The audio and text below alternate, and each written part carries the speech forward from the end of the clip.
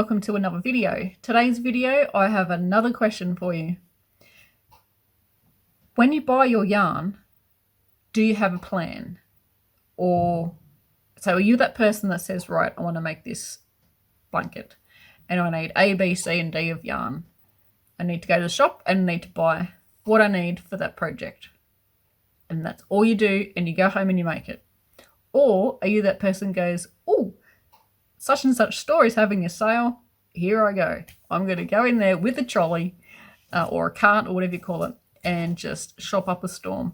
I used to be that person that would just buy, if someone had a sale on, we have Spotlight stores here, which is like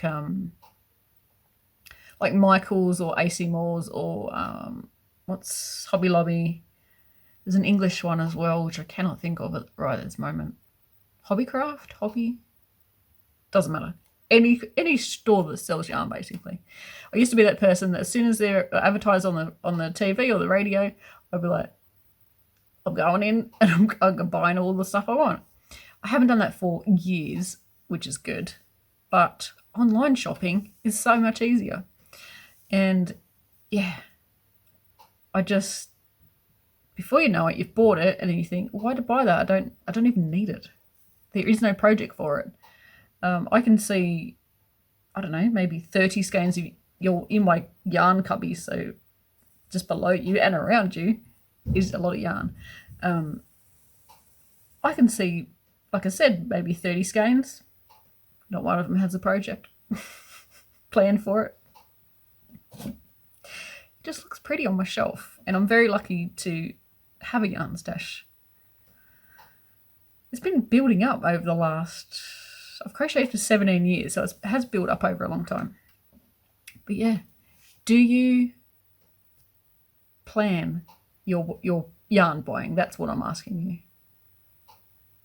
Me, I'm a bit 50-50, but more, okay, 60-40. More just buying it because I like it. But I try and have a plan. Or go, okay, this one was sent to me by Knit Crate. And I'm more that person that will be like, when I say I was purchasing this rather than being sent to me, and when I purchase it, I usually buy 2 or 3 skeins so that I can go, that would make a nice shawl, that would make a nice hat, etc., etc. So I do try and buy with a plan, but sometimes it goes out the window. So what type of yarn buyer are you? I'd love to know. Put your comment in the comments box below. And until next time, happy crochet. Bye.